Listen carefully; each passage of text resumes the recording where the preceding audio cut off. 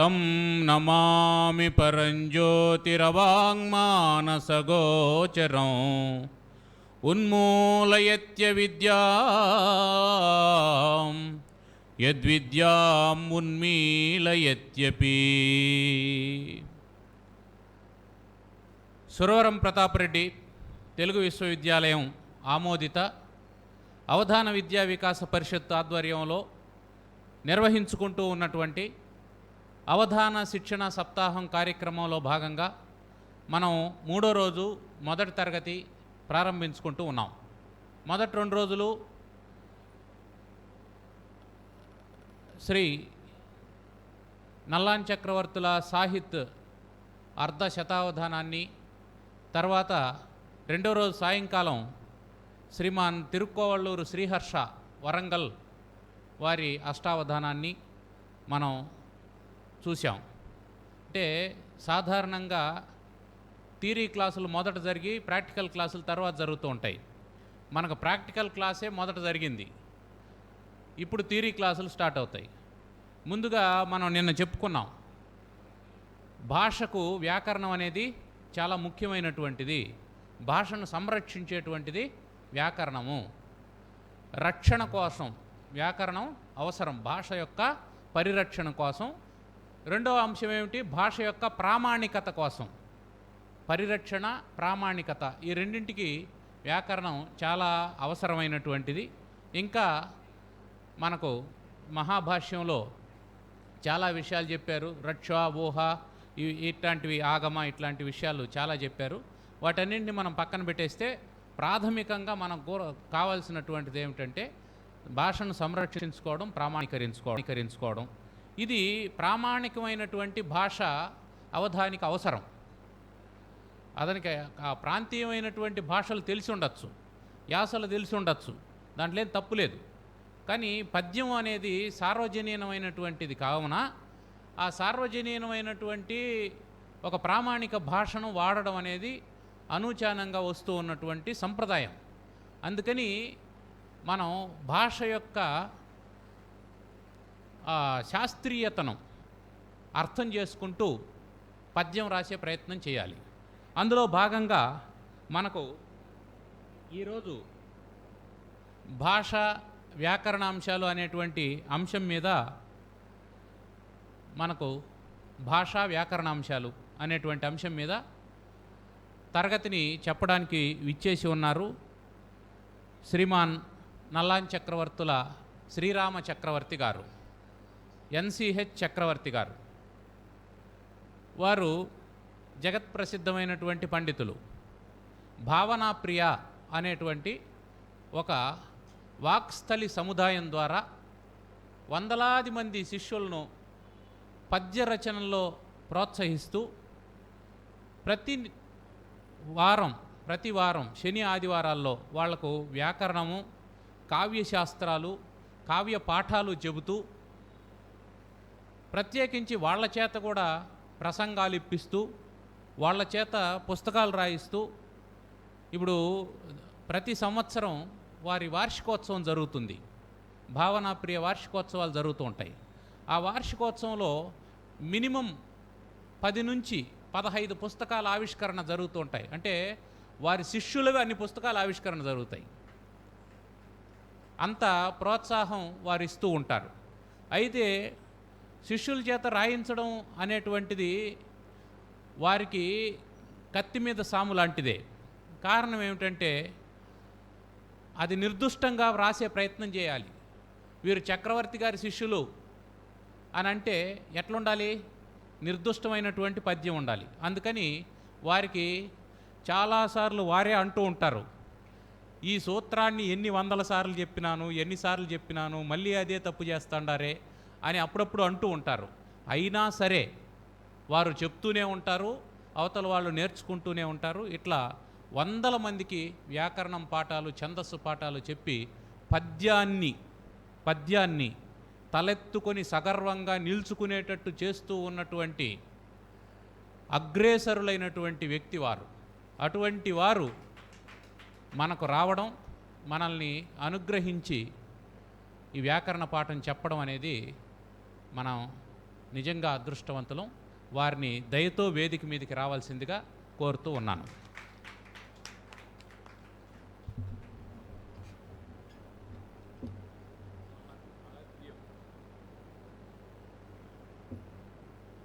రామకృష్ణారావు గారు పెద్దలు. ఇప్పుడు వారు 9:35 అయిపోయింది. నిజానికి 9:30కే మనం క్లాస్ ప్రారంభం చేసుకోవాలి. మొదటి రోజు కాబట్టి చిన్న చిన్న ఏర్పాట్లు వాటికి సంబంధించి ఇటు అటు ఉంటుంది. 10:30 వరకు వారు భాషా వ్యాకరణాలకు సంబంధించినటువంటి అంశం మీద వారు ప్రసంగిస్తారు. మధ్య మధ్యలో బోర్డు మీద రాస్తారు. మీరు ప్రతిదీ జాగ్రత్తగా నోట్ చేసుకొని చివరిలో ఏవైనా సందేహాలుంటే ఓ 10 నిమిషాలు 15 నిమిషాలు దానికి కూడా సమయం ఇస్తారు. అప్పుడు మీ సందేహాలు తీర్చుకోవచ్చు. మాస్టర్ వీళ్ళందరూ కూడా సెంట్రల్ యూనివర్సిటీ ఆఫ్ ఆంధ్రప్రదేశ్ అనంతపురంలో ఎంఏ తెలుగు చదువుతూ ఉన్నటువంటి విద్యార్థులు, ఒకరిద్దరు పరిశోధక విద్యార్థులు కూడా ఉన్నారు. కాబట్టి వారిని మీరు దృష్టిలో పెట్టుకొని వారికి అటు అకాడమిక్స్కు, కాంపిటేటివ్ ఎగ్జామ్స్కి, పద్యానికి అన్నిటికీ ఉపయుక్తమయ్యేటువంటి విధంగా వారిని మీరు అనుగ్రహించాల్సిందిగా కోరుతున్నాం. మీకు స్టాండ్ మైక్. ధన్యవాదాలు.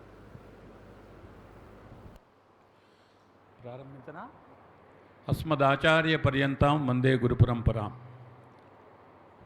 వేదికను నిర్వహిస్తున్నటువంటి అవధాన కళానిధి, ఈ అవధాన శిక్షణ శిబిరాలు ఇలా నిర్వహించాలంటే ఒక 3 నెలలు 4 నెలల నుంచి కూడా అవిశ్రాంతంగా మీ గురించి ప్రణాళిక చేస్తూ ఎలా తయారు చేయాలి, ఎలాగ వసతి, ఎలాగ భోజనాలు ఏర్పాట్లు అనే ఒక కమిటీ దీని గురించి ఉంటుంది.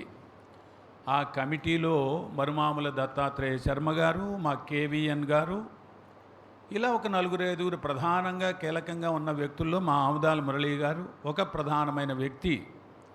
ఇలాగా ఒక అవధాన విద్యని నిలబెట్టడానికి కృషి చేస్తున్నటువంటి, తమ జేబులో డబ్బులు పెట్టుకుని సమయాన్ని వెచ్చించి, ఈ రోజుల్లో సాహిత్య సభలంటే స్పాన్సరర్స్ని డోనర్స్ని పట్టుకుని నడిపించడం, అట్లా కాకుండా ఎవరి వెంట పడకుండా, ఎవరిని బాధించకుండా ఈ 4-5 పడేటువంటి కష్టం నిజంగా చాలా ప్రశంసించదగినటువంటి విషయం.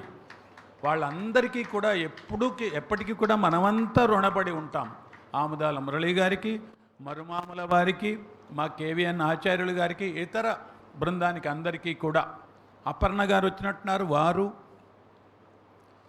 అటువంటి ఆముదాల మురళి గారు 9:30కే ప్రారంభించాం, కానీ నా గురించి ఏదో 5 నిమిషాలు ఊదరగొట్టారు కదా, అందుకని ఒక 5 నిమిషాలు ఎక్కువైంది. మిత్రులారా, నాకు చాలా సంతోషకరమైన విషయం, రెండో అంశం. అనంతపురం నుంచి ఓ 25 మంది, ఓ 20 మందో 25 మందో ఎంఏ చదువుతున్నటువంటి విద్యార్థులు. ఇలా అంటే మీకు ఏమైనా తక్కువగా ఉంటుందేమో. స్టూడెంట్స్ అంటే చాలా అందంగా ఉంటుందనుకుంటాం మీకు. స్టూడెంట్స్ ఇంగ్లీషే కొన్నిసార్లు లింగభేదం లేకుండా ఉంటుంది. మన దాంట్లో అయితే విద్యార్థులు అన్నది ఇబ్బంది లేదు.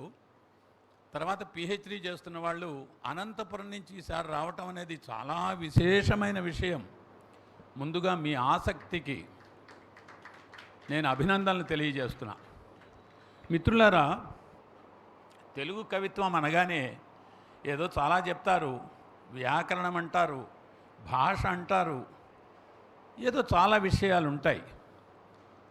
2 రోజుల్లో లేకపోతే ఒక రోజులో మనం ఎన్ని విషయాలని చెప్పుకోగలుగుతాం? ఓ సముద్రం అదైతే ఓ నీటి చుక్క మనం ఈ 2 రోజుల్లో అది కూడా తీసుకోగలుగుతామో లేదో, మన చేతిలో పట్టుకుని ఒడ్డుకు వచ్చేసరికి అది కాస్త కారిపోతుంది. అలాగే ఉంటుంది మన వ్యవహారం కూడా ఇక్కడ. అందుచేత ఏదో చెప్పుకునే ప్రయత్నం చేద్దాం. మొట్టమొదట మీరంతా కూడా ఇక్కడ ఏమి అభ్యసిద్దామని వచ్చారు? ఏమి అభ్యసిద్దామని వచ్చారు? గట్టిగా చెప్పాలి, గట్టిగా. పద్యం ఎలా రాయాలి అనేదాన్ని. పద్యానికి కావాల్సినటువంటి సామాగ్రి కొంత ఉంటుంది కదా. మనం ఏం తయారు చేయాలన్నా కానీ దానికి సామాగ్రి సరంజామా కావాలి. ఉదాహరణ, అన్నం వండాలి, బియ్యము, నీళ్లు, కుక్కరో గిన్నె ఏదో కావాలి కదా, స్టవ్వు, కావాలి కదా. అలాగే పద్యం అనేటువంటిది మనం రాయాలంటే ఏదో కొంత సరంజామా, కొంత నియమాలు, ఛందస్సు మొదలైనవి ఉన్నాయి. అవన్నీ క్రమంగా మీకు నేర్పుతారు. అయితే మిమ్మల్ని ఈ ప్రశ్న ఎందుకు వేశానంటే, చాలామందిలో ఉండేటువంటి 2-3 అంశాలు మన తెలుగులో ముందర అది క్లియర్ చేయాల్సినటువంటి అవసరం ఉంది. పద్యం ఎందుకు రాయాలి? ఇది పాతబడింది, లేదా ఎవరికో ఒక ప్రత్యేకమైనటువంటిది. ఇప్పుడు ఆధునికంగా చాలా రూపాలు వస్తున్నాయి. దాన్నే ప్రక్రియలు అనుకుందాం. ప్రక్రియలన్నా రూపాలన్నా పర్వాలేదు, అనేక రూపాలు వస్తున్నాయి. ఈ వచనం నేర్చుకోకుండా, ఇంకా ప్రక్రియలు నేర్చుకోకుండా పద్యాన్నే పట్టుకుని వేళ్లాడాల్సిన అవసరం ఏమిటి అనేటువంటి భావం లేకుండా, ఆ భావాన్ని ధిక్కరించి మీరు పద్య పవిత్రతని కాపాడదాం అని వచ్చారు. అది చాలా ఇంపార్టెంట్ అయినటువంటి విషయం. తెలుగులో పద్యం చాలా ప్రత్యేకం. సంస్కృతంలో శ్లోకం, మనం సంస్కృతం గురించి మాట్లాడుకోవట్లా, తెలుగు పద్యం గురించే మాట్లాడుకుంటున్నాం. ఎంత అందమైందో సంస్కృతంలో శ్లోకము, తెలుగులో ఎన్ని ప్రక్రియలు ఉన్నప్పటికీ పద్యానికి ఉండేటువంటి వన్నె తగ్గదు. ఎన్నో ప్రక్రియలు ఉండొచ్చు, వచన కవిత ఉండొచ్చు, ప్రపంచపది ఉండొచ్చు, నాని ఉండొచ్చు, కథ ఉండొచ్చు, నానో ఉండవచ్చు, పాట ఉండవచ్చు. ఇలా రకరకాల ప్రక్రియలు ఉన్నాయి.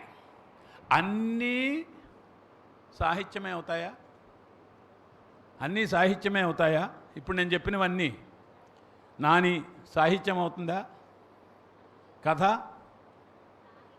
వచన కవిత, నానో అన్నారు ఎవరో, ప్రపంచపది,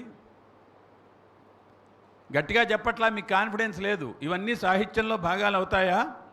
ఇవన్నీ సాహిత్యంలో భాగాలే. కాకపోతే పద్యానికి కొన్ని లక్షణాలు, కొంత భాష, దాని వ్యవహారం అంతా కూడా వేరు. ఎలాగా అంటే, మనం ఇప్పుడు క్రికెట్ అనేది ఓ 3 పుల్లలు పెట్టుకుని, ఓ చిన్న బొప్పాసి ముక్క తీసుకుని, చెక్క తీసుకుని, లేకపోతే ఓ ప్యాడ్ తీసుకుని, ఓ చిన్న రబ్బర్ బంతి పెట్టుకుని హాయిగా ఎక్కడ కూడా ఆడుకోవచ్చు, ట్రాఫిక్ లేదు కాబట్టి కదా. కానీ ఇది ఇంటర్నేషనల్ క్రికెట్ అవుతుందా? ఇంటర్నేషనల్ లెవెల్లో లేదా నేషనల్ లెవెల్లో క్రికెట్గా ఆమోదం అవుతుందా? మరి నేషనల్ లెవెల్లో, ఇంటర్నేషనల్ లెవెల్లో క్రికెట్గా ఆమోదం కావాలంటే ఏం కావాలి? ఏముండాలి? దానికి కొన్ని నియమాలు, నిబంధనలు, ఆ పిచ్చి కొలత, బ్యాట్ కొలత, స్టంప్స్ కొలత, బాల్ ఎలా ఉండాలి, ఆ బౌండరీ ఎలా ఉండాలి, మొదలైన నిబంధనలు ఉంటాయా లేదా? ఆ నిబంధనలు ఆడినప్పుడు మాత్రమే అది గుర్తింపబడిన క్రికెట్ ఆట అవుతుంది. మీరు పుల్లతో ఆడుకోవచ్చు, కానీ అది క్రికెట్గా పరిగణన పొందదు, ఏదో గల్లీ లెవెల్లో అవుతుంది. నేషనల్ లెవెల్లో, ఇంటర్నేషనల్ లెవెల్లో క్రికెట్ కావాలంటే దానికి కొన్ని నిబంధనలు, ఖచ్చితమైనటువంటి అన్నీ ఇంప్లిమెంట్ చేయాల్సి వస్తుంది. అలాగే అంపైర్స్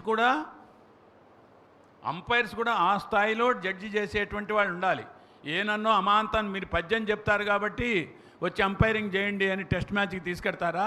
తీసుకెళ్లరు. దానిలో ప్రత్యేకమైన సిలబస్లు, కోర్సులు, ట్రైనింగ్లు, పరీక్షలు పాస్ అయ్యాక అంపైరింగ్. అలాగే మన పద్యంలో కూడా, తెలుగు కవిత్వంలో కూడా అక్కడ ఎట్లా అయితే నిబంధనలు ఉంటాయో, నిబంధనలు పెరిగిన కొద్దీ దాని ఇంటర్నేషనల్ స్థాయి ఎట్లా పెరుగుతుందో, పద్యంలో కూడా అంతే.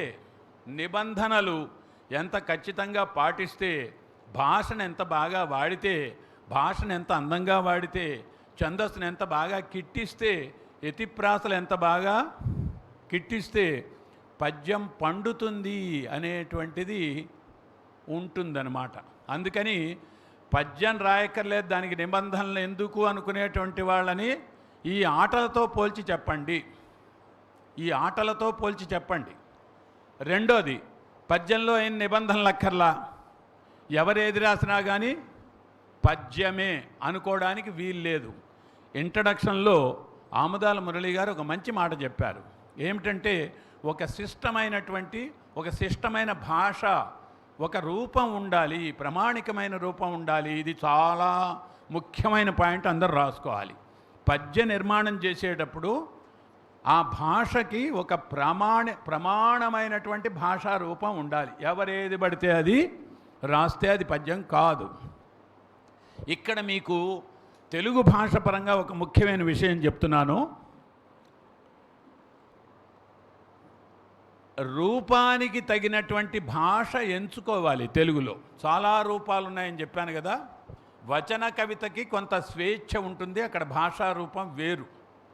క్రియలు కూడా సొంతగా మనం రాసుకోవచ్చు. అవసరమైతే వ్యవహార పదాలు చాలా ఎక్కువగా వాడుకోవచ్చు. ఇలాంటివన్నీ కూడా వచన కవిత, కథ మొదలైనటువంటి రూపాల్లో భాషలో కొంత వెసులుబాటు ఉంటుంది.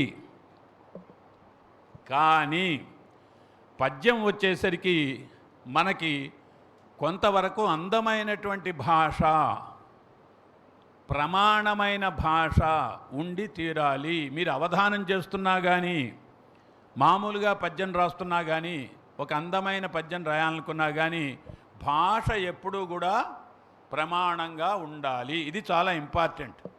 అందుకని నేనేదో భాషతోటి నేను పద్యం రాసేస్తాను, గ్రామ్యాలు వాడేస్తాను, ధిక్కరిస్తాను అంటే కనుక ధిక్కరించడానికి మనకేం అభ్యంతరం లేదు. కానీ నువ్వు ఎప్పుడైతే పద్యం రాస్తాను అని కంకణం కట్టుకున్నావో, ఇందాక నేను చెప్పినట్టుగా ఆ నియమాలకు కట్టుబడినప్పుడు మాత్రమే పద్యంలోకి రండి. ఇది చాలా ఇంపార్టెంట్.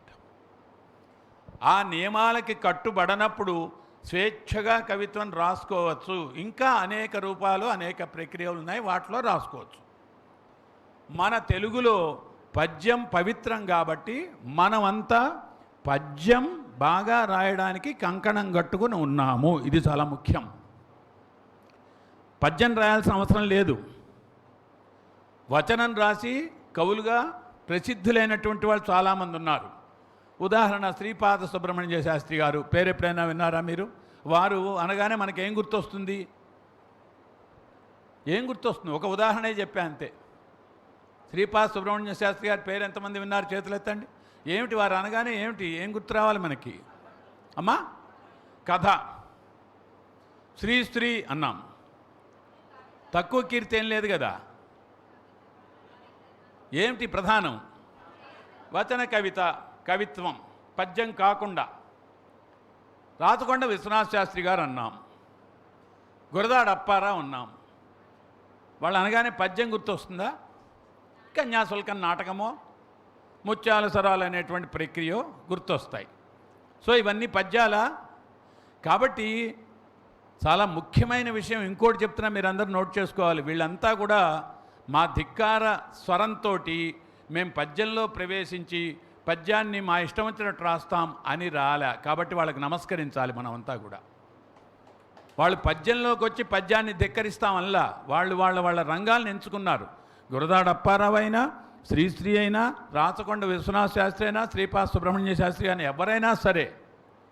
కానీ ఇప్పుడు టెండెన్సీ ఎందుకు కట్టుబడి ఉండాలయ్యా? నియమాలేమిటి? మా ఇష్టం వచ్చినట్టు రాస్తాం, దాంట్లో నువ్వు పద్యం వెతుక్కో అంటున్నారు. ఇది మంచి పద్ధతి కాదు. ఇది తెలుగు భాషకి మంచి పద్ధతి కాదు, తెలుగు సాహిత్యానికి మంచి పద్ధతి కాదు. నువ్వు ఇతర మార్గాలు ఎంచుకో, ఇతర మార్గాలను ఎన్నుకుని నువ్వు ప్రయాణం చేయి. వద్దనేముంది? ఆ రంగాల్లో నువ్వు కృషి చేయి. కొత్త టెండెన్సీ ఒకటి వచ్చింది, మనం అంగీకరించకూడనిది. ఏమిటది? నాకు పద్యం రాయడం రాలే, వచన కవిత పట్టుబడలే, కథ పండటంలా, ఏం చేయాలి? కొత్త ప్రక్రియ ఒకటి కనిపెడతాను. నాకు నచ్చిన విధంగా కొత్త ప్రక్రియ ఒకటి కనిపెట్టి దేశం మీదకి వదులుతాను. ఏమండి, మీకు మంచి పిల్లలకి మంచి ఆలోచన చెప్తున్నా. శ్రీశ్రీ ఏమన్నా తక్కువవాడా? కొత్త ప్రక్రియ ఎందుకు కనిపెట్టలే ఆయన? చెప్పండి. గురదాడ తక్కువవాడా? ముత్యాల సరాలు అనే పేరుతో ఆల్రెడీ ఉన్నటువంటి మాత్రా ఛందస్సులోనే ఆయన విన్యాసాలు చేశారు.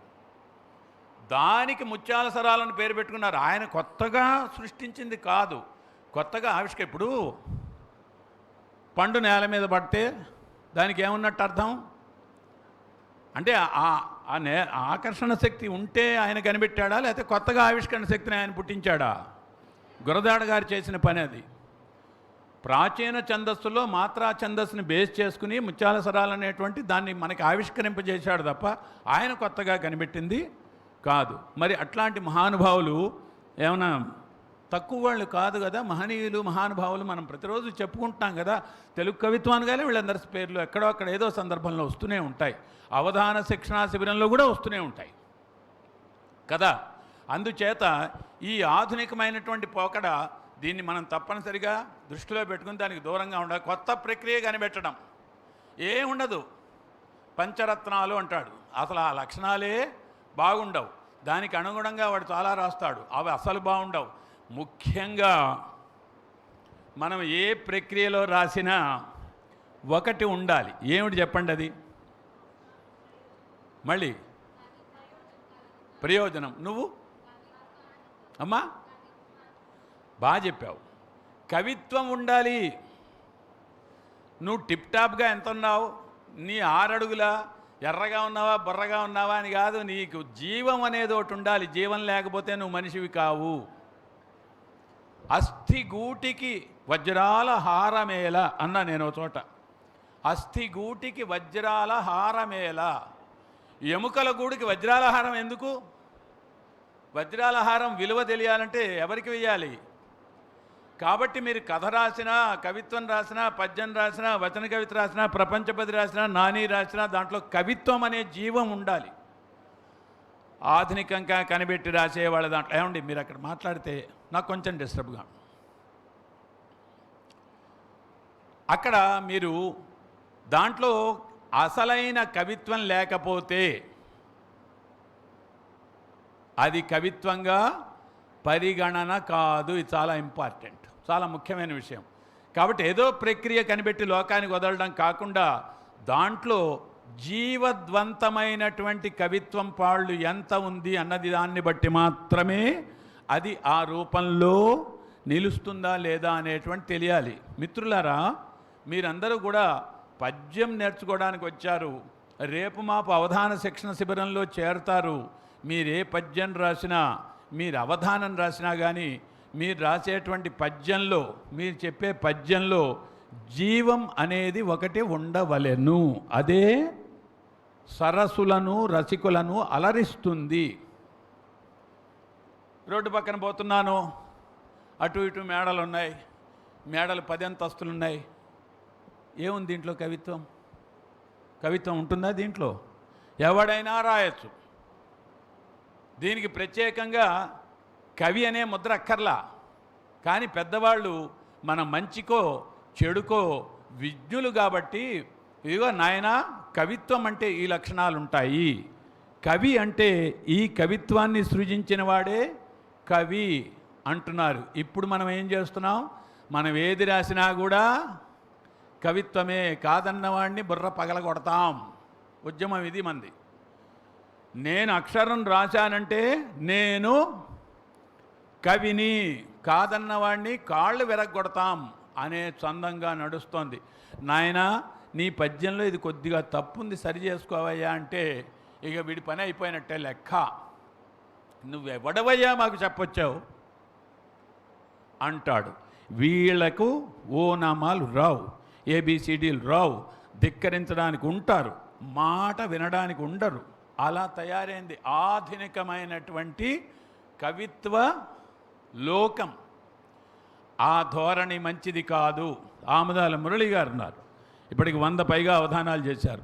ఎంత వినయ సంపన్నులో మా మరుమాములు గారు కానీ, మా కేవీఎన్ ఆచార్యులు రిటైర్డ్ ప్రిన్సిపాల్, ఆయన నిలబడి గరిటి పట్టుకుని వడ్డిస్తాడు. ఆయనకి ఏం అవసరం అండి? ₹1,00,000 పెన్షన్ వస్తుంది ఆయనకి. అందుకని మనకి ఎంత ఎదిగినా కానీ ఒదగడం కావాలి. ఇది వినయ సంపన్నత్వం చాలా ముఖ్యం. మీరు రేపు అవధానులు కావచ్చు, గొప్ప రైటర్స్ కావచ్చు, అవార్డ్స్ అందుకోవచ్చు. మనకేముండాలి ముఖ్యంగా? ఎవరు పెద్దలు? అంపైర్స్ అన్నా ఇందాక నేను. అంపైర్స్ తాన న్యాయ నిర్ణేతలు వాళ్ళు కొంతమంది ఉంటారు. అంపైర్స్ చెప్పిన ఆయన ఇది కొంచెం మార్చుకో అంటే వినయ సంపదతో స్వీకరించడం, అవసరమైతే చర్చించడం, ఆహ్లాదకరంగా విజ్ఞానం పెరిగేట్టుగా, మన విజ్ఞానం పెరిగేట్టుగా, విద్య పెరిగేట్టుగా సంస్కారవంతంగా చర్చ చేయడం అలవాటు చేసుకోవాలి. ఇది మీరు చిన్నతనం నుంచి రావాలి.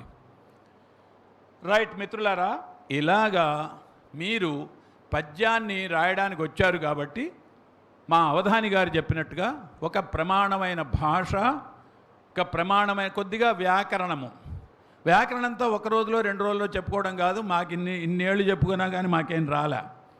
అందుకే మీకు కూడా మీతో ఒక వ్యాకరణాంశాలు అంత ధైర్యంగా పంచుకోవడానికి వచ్చిన వాళ్ళు ఎవరు స్టేజ్ మీదకి రారు. వ్యాకరణం నాకు కూడా రాదు కాబట్టి, భాష నాకేం తెలియదు కాబట్టి మీతో కొన్ని విషయాలు పంచుకోవడానికి వచ్చా. మిత్రులారా, వారు చెప్పారు కదా వ్యాకరణం. అసలు వ్యాకరణం అవసరం ఏమిటి?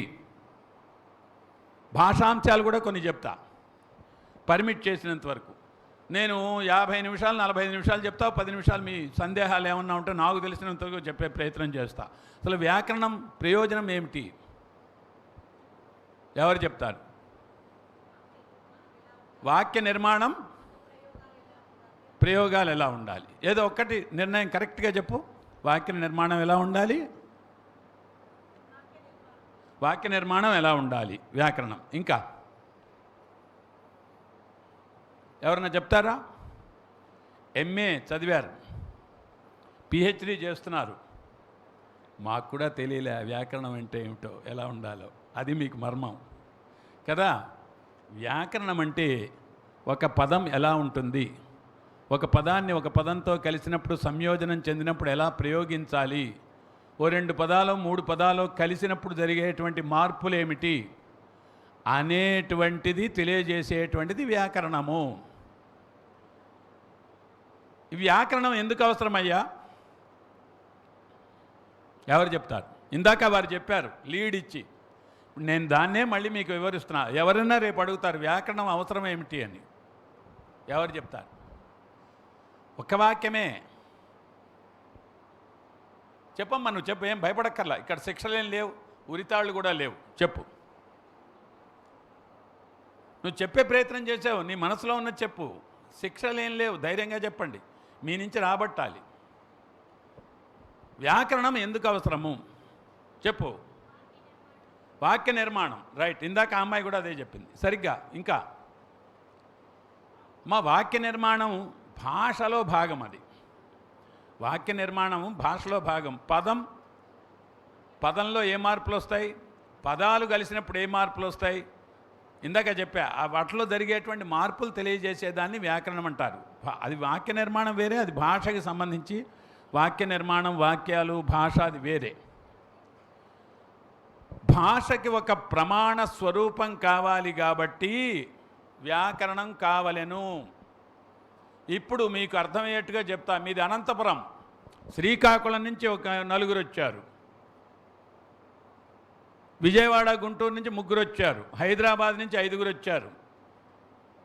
మీరు అందరికీ కూడా తెలుగు భాషలో ఒక ప్రామాణికత ఉండాలి కదా. భిన్న భిన్న ప్రాంతాల నుంచి వచ్చారు, భిన్న భిన్న మాండలికాల నుంచి వచ్చారు, భిన్న భిన్న వ్యవహార స్వరూపాల నుంచి వచ్చారు, ఇళ్ల నుంచి కానీ ఊళ్ళ నుంచి కానీ ప్రాంతాల నుంచి కానీ.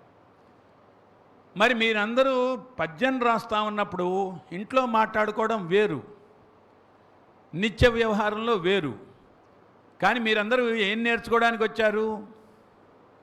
ఇక్కడ ఏం నేర్చుకోవడానికి వచ్చారు? ఇందాకనే చెప్పారు కదా, మీరు పద్యం నేర్చుకోవడానికి వచ్చారు.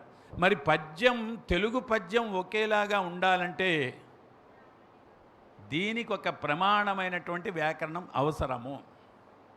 ఆ వ్యాకరణం లేకపోతే మా యాసలో మేము రాసుకుంటాం, మా భాషలో మేము రాసుకుంటామంటే అది కథలో పర్వాలేదు, ప్రపంచ పదిలో పర్వాలేదు, వచన కవితలో పర్వాలేదు, కానీ పద్యం వచ్చేసరికి ఒక ప్రమాణ భాష ఉంటేనే బాగుంటుంది. కాబట్టి భాషకు ఒక అందాన్ని చేకూర్చాలంటే, భాషకు ఒక ప్రమాణ స్వరూపం రావాలంటే వ్యాకరణం చాలా అవసరము. ఇప్పుడేమైంది? మేము వ్యాకరణం నేర్చుకోం కానీ పద్యం రాస్తాం, మేము భాషలో ఏమీ చదవం కానీ పద్యం రాస్తాం, మాకు తెక్కనక్కర్లా పద్యం రాస్తాం, నన్నయం చదవం పద్యం రాస్తాం అనే ధోరణి వచ్చింది.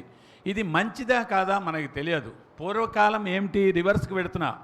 వాళ్ళు కొన్ని కావ్యాలు, కొన్ని శాస్త్రాలు, ఛందస్సు మొదలైన శాస్త్రాలు క్షుణ్ణంగా చదివాక, అధ్యయనం చేశాక, పరిశీలించాక, భాష మీద పట్టు వచ్చాక, ఛందస్సులో పరిపూర్ణులయ్యాక అప్పుడు పద్యాలు నేర్చుకోవడం సరే, పద్య కావ్యాలు రాయడం ప్రారంభమయ్యేది. ఇప్పుడంతా కూడా మనది ఫాస్ట్ ఫుడ్ కాలం కదా, అక్కడికక్కడే నిలబడాలి, తినేయాలి, అక్కడ ఖాళీ చేసేయాలి. కూర్చుని తినే ఓపిక టైం కూడా మనకి లేవు.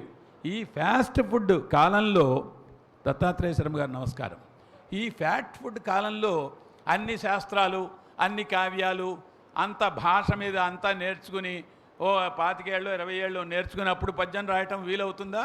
అంతా ఇప్పుడు సాధ్యం కాదు. కాబట్టి ఒక ఇంజనీర్ ఉంటాడు, మంచి ఐఐటి ఏదో సాఫ్ట్వేర్ ఇంజనీర్. ఇప్పుడు మన సాహిత్యం చూడండి, సాహిత్యం ఏం చేశాడు? ఐఐటి సాఫ్ట్వేర్ పద్యం నేర్చుకున్నాడు, శాస్త్రం నేర్చుకుంటున్నాడు, అద్భుతమైన అవధానం చేస్తున్నాడు. అవధాన శిక్షణ శిబిరం పుణ్యమాని శిక్షణ అని. అందుచేత అందరికీ అన్నీ కుదరవు, వెసులుబాట్లు. కాబట్టి ఒక ఇంజనీర్ అయ్యాక అప్పుడు పద్యం రాయాలనుకుంటాడు. సార్ నేను ఇంజనీర్ని అయిపోయాను, నేను తెలుగు చదవలేదు, వ్యాకరణం చదవలేదు, కావ్యాలు ఎక్కడ చదువుతాం సార్, చదవలేదు, పద్యం రాయకూడదా అంటే పద్యం తప్పనిసరిగా రాయొచ్చు, కానీ దానికి అనుగుణంగా దానికి అనుబంధంగా కొన్ని తప్పనిసరిగా చదవాల్సి ఉంటుంది, నేర్చుకోవాల్సి ఉంటుంది. ఇందాక నేను చెప్పా cricket, Sachin Tendulkar international number 1 అయ్యాడంటే దాని వెనకాల ఎంత కఠోర శ్రమ ఉంది కదా, అక్కడ ఒప్పుకుంటున్నాం మనం. కానీ పద్యంలో మాత్రం నాకు టైం ఉంటలేదండి, అసలు ఎబ్బెబ్బే అస్సలు చదువు మరి ఎట్లాగమ్మా? పద్యం మాత్రం రాసేయాలి. ఎట్లా వస్తుంది అది? దాని ఛందస్సు నేర్చుకోవాలి, ఎతులు ప్రాసలు నేర్చుకోవాలి, ఆ శాస్త్రం నేర్చుకోవాలి, పద్యాలు కొన్ని చదవాలి, పూర్వ పద్యాలు పరిశీలన చేయాలి, అప్పుడు మాత్రమే మీ పద్యం రాయడం వస్తుంది. అంతేగాని ఆపళంగా వచ్చేయమంటే మాత్రం రాదు. మీరు ఎప్పుడైనా పద్యం రాయొచ్చు, 50 ఏళ్ళకైనా 60 ఏళ్ళకైనా రాయొచ్చు, ఏ వృత్తిలో ఉన్నా కానీ రాయొచ్చు. కానీ ఆ రాయడానికి ముందర కొంత పరిశ్రమ తప్పనిసరిగా చేయవలసి ఉంటుంది అని మాత్రమే విజ్ఞప్తి. కాబట్టి రాయొద్దని కాదు, రాయాలి, కానీ దానికి తగిన పరిశ్రమ చేశాక అప్పుడు మీరు మంచి పద్యం రాయగలుగుతారు. అందుకని నేనేదో పద్యం నేను రాశా కాబట్టి నాకు రాసిందంత పద్యమే, నేను కవినే అనుకుంటే మాత్రం ఆలోచన ధోరణిలో, ఆలోచన దృక్పథంలో, ఆ దృక్పథంలో మార్పు రావాల్సినటువంటి అవసరం ఉంది అని చెప్తున్నా నేను. మిత్రులారా, ఇందాకనే చెప్పుకున్నాం, వ్యాకరణం అంటే భాషకు ఒక ప్రమాణమైన స్వరూపం రావడం కోసం, తేవడం కోసం చెప్పుకునేటువంటిది భాష. చాలా విషయాలు ఉంటాయి, కానీ నాకున్నటువంటి పరిమిత టైంలో నేను మీకు కొన్ని బోర్డు మీద రాయడం కంటే అడిగేస్తా, రాసుకోండి మీరు. మళ్ళీ బోర్డు మీద రాయడం టైం పడుతుంది, మీరందరూ పెద్దవాళ్ళు కాబట్టి. చిన్నపిల్లలు రాసి తీరాలి. నువ్వు గోడకి ఆడుకున్నప్పుడే నాకు అనుమానం వచ్చింది, నిద్రాదేవి ఏమన్నా నిన్ను వరిస్తుందేమో అని. అందులో నువ్వు బ్రహ్మాండమైన బ్రహ్మచారి బాగున్నాడు, నిద్రాదేవి ఎందుకు వరించదు? వరిస్తుంది. అలర్ట్గా ఉండు. ఓకే. ఆమె ప్లస్ ఎవరు, ఆమె ప్లస్ ఎవరు మీరు రాసేసుకోండి, చెప్తూ ఉంటా ఒకదాని కింద ఒకటి. రాముడు ప్లస్ ఉన్నాడు. నేను ఇప్పుడు మళ్ళీ ఒక కొత్త పద్ధతిలో చెప్తున్నా వీళ్ళకి, 2 రోజులేగా. రాముడు ప్లస్ ఉన్నాడు. అమ్మ ప్లస్ ఇచ్చెను, అమ్మ ప్లస్ ఇచ్చెను. అది ప్లస్ ఎక్కడ, అది ప్లస్ ఎక్కడ. హరి, హరి దేవుడు, హరి ప్లస్ ఉన్నాడు, హరి ప్లస్ ఉన్నాడు. నా కొరకు, నా కొరకు ప్లస్ ఇచ్చే, నా కొరకు ప్లస్ ఇచ్చే. దూత ప్లస్ ఇతడు, దూత రాయబారి, దూత ప్లస్ ఇతడు. మిత్రమా ఇటురా, మిత్రమా స్నేహితుడా ఇటురా. వచ్చితివి, వచ్చితివి ప్లస్ అప్పుడు.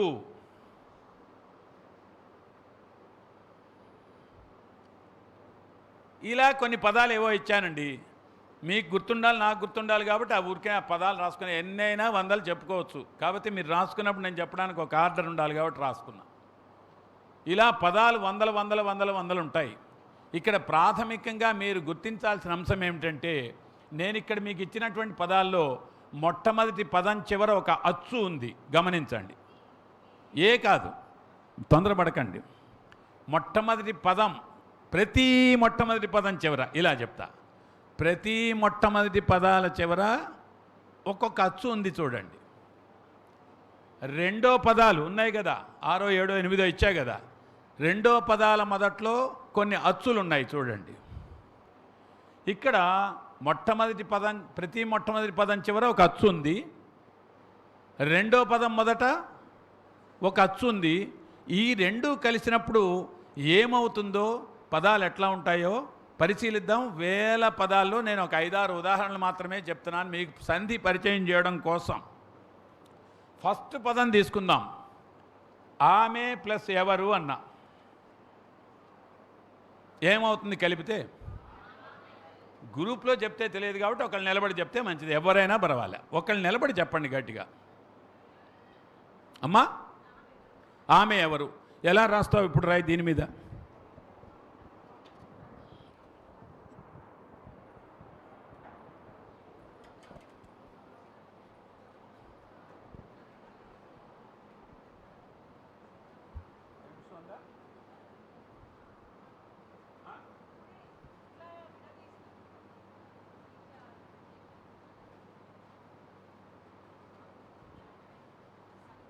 అలా రాసావు, కూర్చో. Very good. ఇదేమిటమ్మా ఇక్కడ లేనిది ఏదో వచ్చింది, ఇక్కడ ఏమిటి? కరెక్టేనా ఇది? నువ్వు కాదు తల్లి, నువ్వు కూర్చో. నువ్వు రాసావు, నువ్వు రాసిన దాంట్లో తప్పో ఒప్పో మనం తెలుసుకుందాం. ఇప్పుడు ఇది కరెక్ట్ అన్నవాళ్ళు ఎవరన్నా ఉంటే లేవండి, తప్పు అన్నవాళ్ళు లేవండి.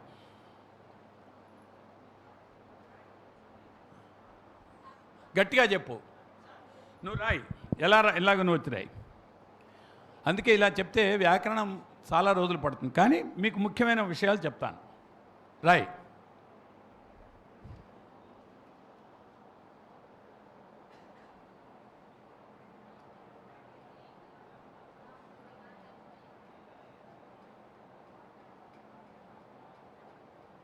Very good, good. ఇప్పుడు 2 వచ్చాయి మనకి అభిప్రాయాలు కదా. కోర్టులో 3 జడ్జిలు ఉన్నప్పుడు 3వ జడ్జి మీద డిపెండ్ అవుతారట. ఇది కరెక్ట్ అన్న వాళ్ళు చేతులు ఎత్తండి. అయ్యి బాబు, అమ్మో, ఇది సరి చేయండి కొంచెం. పట్టుకోనన్న, పడిపోయేట్టుంది. అంతేనా? ఓకే, చాలే, రైట్. అది కొంచెం దయదలిచింది నన్ను, పూర్తిగా పడిపోకుండా, లేకపోతే నేను పడిపోయావుండి దాంతో. ఆమె ఎవరు? ఇది కరెక్ట్ అన్న వాళ్ళు చేతులు ఎత్తండి.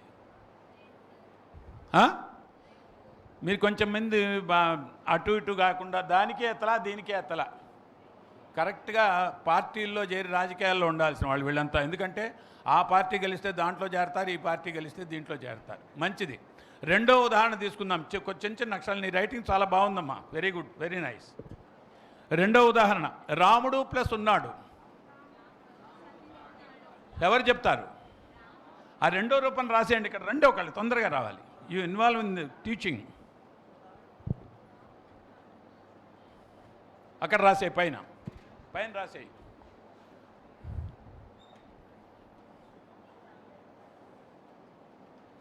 ఇప్పుడు మూడో రూపానికి వచ్చేయాలి, ఒకళ్ళు వచ్చేయాలి. అమ్మ ప్లస్ ఇచ్చాను, ఒకళ్ళు రాయాలి. తల్లి ఎవరన్నా సరే ఒకళ్ళు రండి, రాసేయి. ఎక్కడ అదంతా అక్కర్లా, ప్లస్లు అక్కర్లేదు నాన్న, కలిపిన రూపం రాసేయి. కలిపిన రూపం రాసే, ప్లస్ అక్కర్లా, రాసే. ఎక్కడో అక్కడ రాసే. నేను ఆర్డర్లో అది పడిపోతాను, జాగ్రత్త. ఒకళ్ళు నెక్స్ట్ వచ్చేయాలి. అది ప్లస్ ఎక్కడ? అది ప్లస్ ఎక్కడ?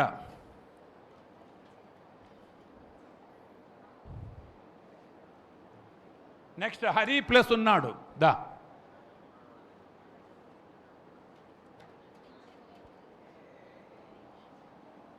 తర్వాత రావాలి తల్లి, నా కొరకు ప్లస్ ఇచ్చే.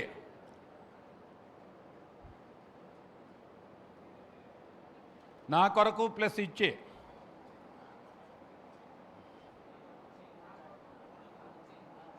అంతమందిని అడుగుతావా? అయ్యా బాబోయ్, అరే నాన్న, నువ్వు వాడిని అడిగే బదులు నువ్వే రా, నువ్వు అతనే రావచ్చు కదా. దా తెలుసుకుని చెప్పే నాలెడ్జ్ మంచిదే, కానీ ఇక్కడ కాదు.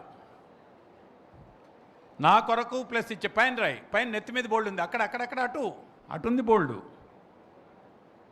ఇంకా పైకి వెళ్ళిపో. ఎందుకంటే మనం ప్లేస్ ఉపయోగించుకోవాలి కదా.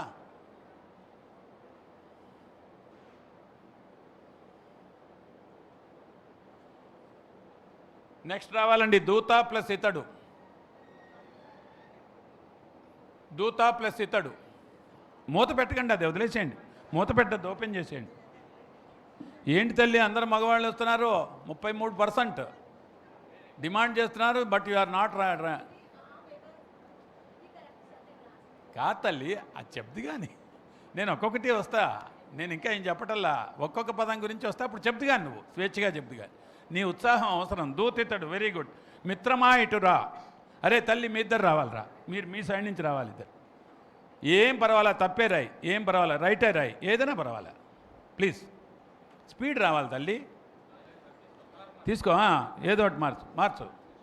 4 కలర్లు ఉన్నాయిరా, ఈ 2 అంటే 2, 4 కలర్లు రాసేయచ్చు. ఏమిటమ్మా, మిత్రమా ఇటురా. మిత్రమా పోనీ అదే రాయి. వచ్చితివి ప్లస్ ఇప్పుడు రాయి. వచ్చితివి ప్లస్ ఇప్పుడు, వచ్చితివి ప్లస్ అప్పుడు. Okay, very good. అప్పుడు అమ్మ మళ్ళీ ఒకసారి చదువుతానే. వచ్చితివి ప్లస్ అప్పుడు, ఓకే కదా, రైట్. మిత్రమా ఇటురా, ఇది ఒకటి రాయలేదు కదా, రాశారా? కూర్చొని తల్లి. మిత్రమా ప్లస్ ఇటురా, ఎవరు రాలా? అరే ఇంతమంది ఉన్నారు, మిత్రమా ఇటురా అంటే ఒక్కళ్ళు రారేంటండి, అంటే శత్రువులా మీరేంటి? నాకు భలే ఉంది. సంకీర్త దా, ఏం రావచ్చు, మీరు చెప్పందే నేను చెప్పను. నేనా అని అడుగుతాడేంటి?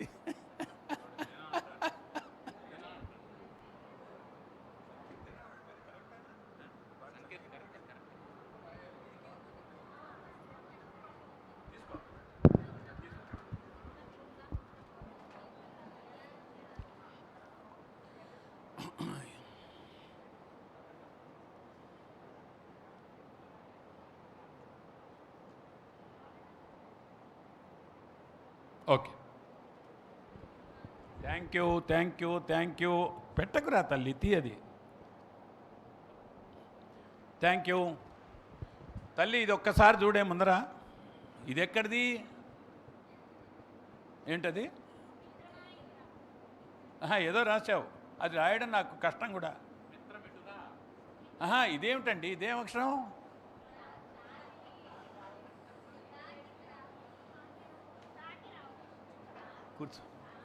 కూర్చో. కాదు, అట్లా కాదు కదా. తాయిది అనుకో, నేను నాకు ఇట్లా ఉండాలి కదా. రాయకూడదు అట్లా. అదే వద్దంటున్నా. ఇట్లా రాయాలి కదా అంటే ఇట్లా కూడా రాస్తారంటే ఇప్పుడు నేను ఇది నేర్చుకోవాలి, అది కష్టం. మీరు ఇది నేర్చుకోవాలి, ఇది తేలిక. You first learn this. ఇట్లా కూడా రాస్తారు అనకూడదు. అయ్యో ఇలాగా అండి అనాలి. ఇది మంచి అలవాటు, గుర్తుపెట్టుకోండి. అయ్యో మాకు తెలియదండి మాస్టర్ గారు ఇట్లా అనాలి. ఇట్లా కూడా రాస్తారు అంటే ఫస్ట్ నువ్వు నేర్చుకో భాష అని దాంట్లో అర్థం. అట్లా కాదు కదా. ఓకే, రైట్, మంచిది. తప్పించడం కాదు తల్లి, తప్పించడం కాదు. నాకు కూడా నీ అంత కూడా రాదు నీ వయసులో. సరే ఏదో ఉద్యోగాలు వెలగబెట్టాం, వచ్చాం. మిత్రులారా, ఇప్పుడు దీన్ని బేస్ చేసుకుని నేను సంధి అంటే ఏమిటో, సంధి ఎన్ని విన్యాసాలు చేస్తుందో జస్ట్ పరిచయం చేస్తా.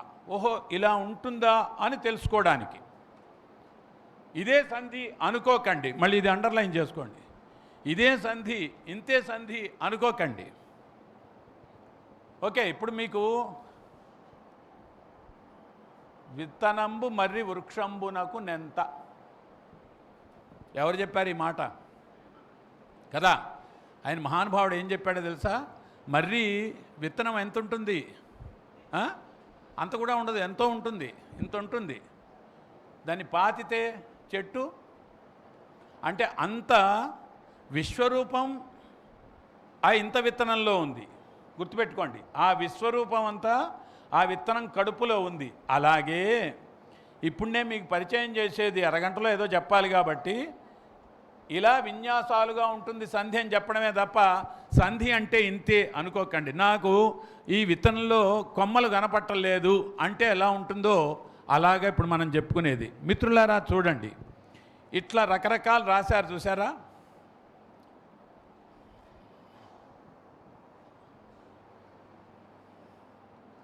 సంధి అంటే ఏమిటి మీకు తెలిసిన మాటలో చెప్పండి. రెండు పదాల కలయిక. మళ్ళీ చెప్పండి ఒకసారి, గట్టిగా చెప్పండి. ఈ రెండు పదాలు కలిసినప్పుడు ఏదైనా మార్పు జరుగుతుందా, జరగదా, జరుగుతుందా, జరగకుండా జరిగినట్టు ఉంటుందా, ఏమిటి దాని సంగతి? అయ్యా మహానుభావులు నమస్కారం, చెప్పండి. అంటే జరగడం అంటే మళ్ళీ అసలు సంధి గురించి తర్వాత చెప్తా. సంధి జరగడం అంటే అసలు ఇప్పుడు వాళ్ళు చెప్పింది ఏంటంటే రెండు పదాలు కలిసినప్పుడు జరిగేది అన్నారు. ఓకే, మంచిదండి, అది ఏదో ఒక మార్పు జరగాలి కదా. ఇది ఇంతవరకు తెలుసుకోండి. ప్రస్తుతానికి సంధి అంటే రెండు పదాలు కలిస్తే ఏదో ఒక మార్పు జరగడం అనుకుందాం, స్థూలంగా అంతవరకు గుర్తుపెట్టుకుందాం. సంధి జరగడం అంటే రెండు పదాలు కలిసినప్పుడు ఏదో ఒక మార్పు జరగవలెను. అక్కడ దాకా గుర్తుపెట్టుకుందాం. అమ్మ ప్లస్ ఇచ్చాను అని ఇచ్చా నేను. ఇక్కడ ఏమైనా మార్పు ఉందా అసలు? అదే దింపాడు లేక దింపింది ఎవరో తెలియదు. అదే దింపాడా, మార్పు ఏమైనా చేశాడా? రైట్.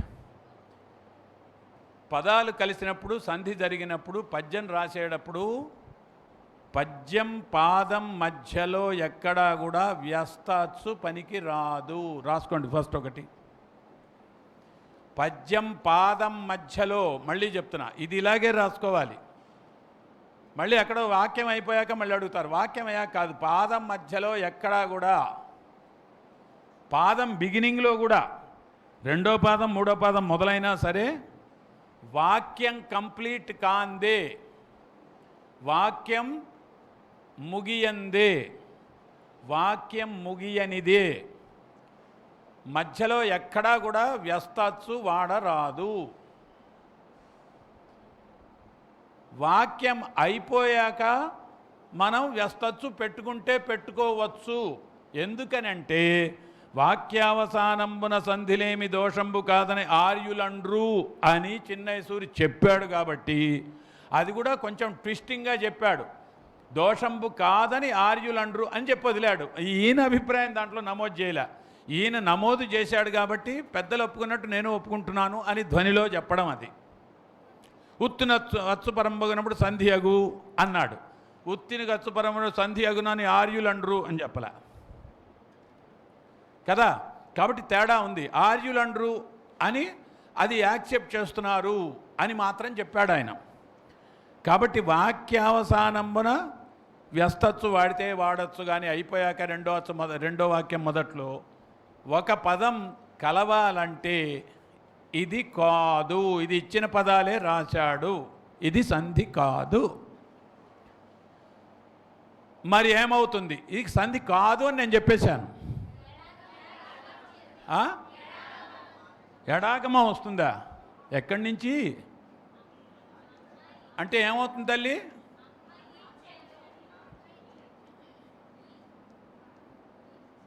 అది నేను రైటింగ్ కుదరటం లేదు, మీరు దాన్ని పట్టించుకోకండి. కొక్కెరే గీతల్లా వచ్చింది, కోడి గీతల్లా. అమ్మ ఇచ్చాను ఎలా అవుతుంది? ఎడాగమం ఎలా వస్తుంది? సరిగ్గా ఎవరు చెప్తారు ఈ సూత్రం?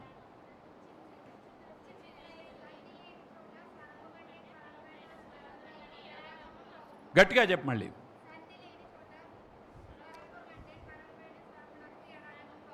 ఎడాగమం బాబు, వెరీ గుడ్, బాగా చెప్పావు. సూత్రం చాలా బాగా చెప్పావు, కరెక్ట్గా చెప్పావు. ఇది ఎక్కడుంది? చిన్నసూరి వ్యాకరణంలో. వెరీ గుడ్, చాలా బాగా చెప్పావు. ఇప్పుడు ఒక ఆయన ఇలా రాసి, వినండి వ్యాకరణం ఎందుకు అవసరమో. ఒక ఆయన ఎలా రాస్తాడు, ఆయన పద్యం రాస్తే, ఒక ఆమెమో ఎడాగమంతో రాసింది, ఒక ఆయనేమో ఇక్కడ చెప్పారు, ఇందాక మీరే చెప్పారు,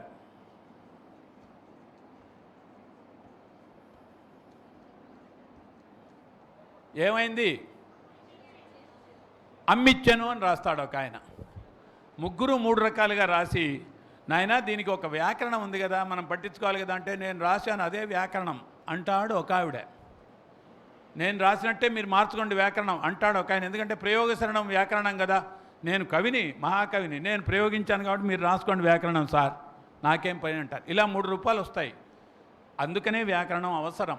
వీటన్నిటికీ సమ్మతి తీసుకొచ్చి ఒకే రూపం తీసుకోవడం కోసం ఆయన ఏం చెప్పాడంటే, ఇలాంటి చోట్ల సంధి చేస్తే అందంగా ఉండదు, భాష అందం చెడిపోతుంది, తెలుగు భాష ప్రమాణత్వం పడిపోతుంది, కనుక ఇలాంటి చోట్ల సంధి చేయకూడదు, కనుక అలాంటి చోట్ల ఎడాగమం తెచ్చి పెట్టుకోవాలి అని చెప్తూ, 2 పదాలు కలిసినప్పుడు ఎక్కడైనా సంధి జరక్కపోతే ఎడాగమం వస్తుంది అని చెప్పాడు. సంధి లేని చోట స్వరంబైన పరంబునకు అచ్చులకు అచ్చుపరం అయితే కనుక ఎడాగమం వస్తుంది అని దాని సూత్రం. కాబట్టి ఇప్పుడు ఈ 3 రూపాల్లో ఏది కరెక్ట్ రూపం ఉందాం? ఎందుకని అంటాం? ఎందుకని ఇలా అనాలి అమ్మా?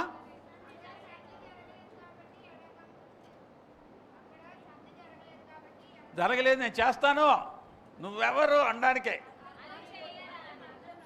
అర్థం మారిపోతుంది, అందం ఉండదు. ఇది కీలకం. భాషకి వ్యాకరణం ఎందుకు ఉండాలంటే, ఏదైనా సరే భాషకి ఒక అందమైన స్వరూపం ఉండాలి కాబట్టి, అయ్యా నమస్కారం, అందమైన స్వరూపం ఉండాలి కాబట్టి వ్యాకరణం అవసరం. కూర్చోమ్మా. ఇలా రాస్తే బాగుండదు, ఇలా రాస్తే అస్సలు బాగుండలేదు. కాబట్టి ఈ 2 చోట్ల సంధి జరిగితే బాగుండదు, అందమైన రూపం రాదు. కాబట్టి సంధి లేని చోట స్వరంబు కంటే పరంబైన స్వరంబునకు ఎడాగమంబగు, అక్కడ తెచ్చుకుని పెట్టుకోవాలి. ఈ ఎడాగమాలు ఎక్కడున్నాయో చూద్దాం. ఇక్కడ ఇక్కడ కూడా చూడండి, ఇది రైటేనా? నేను ఇక్కడ గీత పెట్టా, ఇగో ఇది. ఈ స్వరూపం రైటేనా? కలపండి. 2 హరి ప్లస్ ఉన్నాడు, కలపండి, కలపండి, కలిపేసేయండి. హరున్నాడు, హరున్నాడు. ఇది భాషకి అందం కాదు. వ్యాకరణం ఎందుకు పుడుతుందంటే ఊరికనే పరిచయం చేస్తున్నా. భాషలో హరున్నాడు అంటే ఆ అందం అంతా చెడింది. హరి ఉన్నాడు అంటే ఒక అక్షరం ఎక్కువైనా కానీ మధ్యలో ఎడాగమం పెట్టుకుంటేనే హరి ఉన్నాడు అనే రూపం పరిపూర్ణంగా బాగుంది. కాబట్టి ఇక్కడ ఏమొచ్చి తీరాలి? ఎడాగమం వచ్చి తీరాలి. మిత్రులారా, మీకు మనకు భాష వాడేటప్పుడు 2 పదాలు ఎక్కడైతే కలిస్తే సంధి జరిగితే బాగుండదో అలాంటి చోట్ల ఏం తెచ్చిపెట్టుకోవాలి? ఎందుకు తెచ్చిపెట్టుకోవాలంటే భాషకు అందం గురించి తెచ్చిపెట్టుకోవాలి. ఒకటి పక్కన పెట్టండి. మరొక రూపానికి వస్తా. ఆమె, ఇదేమిటి ఇద్దరు రాశారేమిటిది? ఇద్దరు రాశారు. ఇది నువ్వు రాశావు, ఇది నువ్వు రాశావు. ఇదే కరెక్టా? ఇదేవరిది? 2 రాశావా నువ్వు? తక్కువవాడివి కాదు, నా కన్ను కప్పేశావు. ఒకటే ఇద్దరు ఆమె ఎవరు, ఆమె ఎవరు? ఇప్పుడు ఓటింగ్. మొట్టమొదటి రూపం కరెక్ట్ అన్నవాళ్ళు చేతులు ఎత్తండి. ఆమె ఎవరు ఏడాగమంతో 2 3 ఓకే. రెండో రూపం చూడండి, ఎంత ఒక అక్షరం తగ్గింది కూడా, చక్క 4 అక్షరాలు. పద్య నిర్మాణంలో ఒక అక్షరం తగ్గితే వ్యాకరణ నిర్మాణంలో, సూత్ర నిర్మాణంలో కొడుకును కన్నంత ఫలితం అన్నారు. ఇప్పుడు కొడుకును కాదు, కూతురును కన్నంత ఫలితం అని మార్చుకుందాం దాన్ని, ఎందుకంటే కొడుకులు బాగులేరు కాబట్టి. ఆమె ఎవరు? ఇది రైట్ అన్న వాళ్ళు చేతులు ఎత్తండి. నీది మళ్ళీ సందేహం? అయ్యి బాబు, విద్యలో సందేహం కూడదు. 4. మిగతా వాళ్ళు మళ్ళీ టీఆర్ఎస్ బలం ఉంటే టీఆర్ఎస్, కాంగ్రెస్ బలం ఉంటే కాంగ్రెస్, టీడీపీ ఉంటే టీడీపీ వైపు దూకుతారు. ఓకే, మంచిది. బీజేపీ వస్తే బీజేపీ. రైట్ తల్లి. ఆమె ప్లస్ ఎవరు అన్నప్పుడు ఆమెవరు తప్పు, తప్పు అనకూడదు. ఇక్కడ సంధి రాదు, చేయకూడదు. కాబట్టి ఏమనాలి? ఎడాగమన్ రావాల్సిందే, ఆమె ఎవరు కావాల్సిందే. ఇదే సంధి. ఇదంతా తెలుసుకున్న కొద్దీ మీకు చాలా బాగుంటుంది ఆసక్తిగా. మీకు జస్ట్ 1 గంట 30 గంటలో చెప్పాలి కాబట్టి నేను చెప్తున్నా అంతే. తర్వాత రూపానికి వద్దాం మిత్రులారా. నేను చెప్పిన పదమే ఇవి 3 సార్లు చెప్పినా కానీ తప్పు రాసింది. ఇదెవరండి రాసింది? వచ్చితివి 3 సార్లు చెప్పా, అందుకే ఇక్కడ హాయ్ కుదరదు. విను, వచ్చితివి ప్లస్ అప్పుడు. ఎవరు చెప్తారు ఏమవుతుందో? అసలు ఇది రూపమే తప్ప. ఎందుకంటే ఈమె మా తీసుకొచ్చి పెట్టింది ఇక్కడ. అసలు అది రాదు, పక్కన పెట్టండి. ఆ తల్లిని ఎవరిని కూడా డిస్కరేజ్ చేయకూడదు. మిమ్మల్ని డిస్కరేజ్ చేయకుండా మిమ్మల్ని నేను ఎంకరేజ్ చేసుకుంటూ ఎవరైనా సరే మేమంతా టీచర్స్మే, ఎంకరేజ్ చేసుకుంటూ పాఠం చెప్పాలి. అందుకని అక్కడికక్కడే నిన్ను ఖండించలా. ఓకే, వచ్చితివి ప్లస్ అప్పుడు ఏమవుతుంది? వచ్చితివి అప్పుడు, అంతేనా? ఇక్కడ వా చేసేసుకుందాం. ఆ పువ్వు కింద కూడా అది తప్పేం కాదులే పదం, కానీ ఇది అసలు నేను చెప్పింది. ఈ 2 మార్పులు రావాలి దాంట్లో. ఇక్కడ ఏమైంది? సంధి జరిగిందా లేదా? సంధి జరగకపోతే ఏమొస్తుంది? ఎడాగమ వస్తుంది. కానీ ఇక్కడ ఎడాగమని రాలే, 2 కలిసాయి. అంటే ఇక్కడ అర్థం ఏమిటి? సంధి వచ్చింది అని అర్థం. సంధి రాకపోతే ఇది ప్రాథమికం, గుర్తుపెట్టుకోండి. కూర్చోండి. మిత్రమా ప్లస్ ఇటు రా. ఏమిటిది? మిత్రం ఇటు రా అంటారా అసలు మీరు ఎప్పుడైనా? అనుకుని చూడండి ఒకసారి. మిత్రం ఇటు రా ఎక్కడుంది? మిత్రమా సంబోధన ఎక్కడొచ్చింది దీంట్లో? ఇట్లా రాస్తే మిత్రం ఇటు రా అంటారా? అనుకుని చూడండి సో దీంట్లో ఏదో అందం లోపించింది.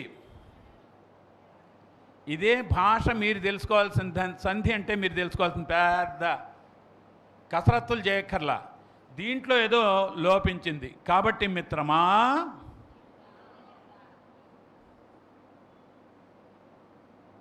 ఇలాగే ఉండాలి. ఇది రైట్, ఇది తప్పు. ఇక్కడేమొచ్చింది? సో మిత్రమా ప్లస్ ఇటురా అన్నప్పుడు సంధి చేస్తే అందంగా లేదు. స్త్రీవాచక తత్సమ సంబోధనాంతంబులకు సంధి లేదు అని చెప్తాడు ఆయన. ఎందుకు వ్యాకరణం కావాలో అది డీటెయిల్డ్ పోలేం కాబట్టి చెప్తున్నా. ఇలాంటి చోట్ల సంధి రాదు అని చెప్పాడు. ఎవరు చెప్పారు? ఎక్కడ చెప్పాడు? బాలవ్యాకరణ ఏ సూత్రంలో చెప్పాడు? అయిపోయింది అమ్మా. 3వ సూత్రమా? అదేమిటో చెప్పు, నిలబడి చెప్పు. 3వ సూత్రం అంటే ఇప్పుడు నేను మళ్ళీ పుస్తకం తీసుకు చూడాలా? వెరీ గుడ్, కొంత ఉంది స్పార్క్. అది 4వది అనుకుంటా, ఒకసారి చూడు. అత్తునకు సంధి బహుళము అని చెప్పిన చోట అకారం వచ్చినప్పుడు స్త్రీవాచక తత్సమ సంబోధనాంతములకు సంధి లేదు అనే సూత్రం మనం పట్టుకుంటే ఇది సంబోధన కాబట్టి, మిత్రమా అనేది సంబోధన కాబట్టి దానికి అచ్చుపరమైతే సంధి రాదు. ఎప్పుడైతే సంధి రాదు అన్నాడో అక్కడ వెంటనే ఏమొస్తుంది? దానికి వెళ్ళిపోతారు, ఇది వచ్చేస్తుంది. ఇదే వ్యాకరణం, మ్యాథమెటిక్స్ లాగా. మిత్రులారా ఇంకో రూపం వస్తాను. రాముడు ప్లస్ ఉన్నాడు. ఇది కరెక్టేనా? నేను ఇలా రాస్తా జనరల్గా. దీంట్లో ఏమైనా తప్పుందా? మీరు ఎందుకు ఒప్పుకోరు? ఆగరా తల్లి, నాది ఇంకా అవ్వలేదు.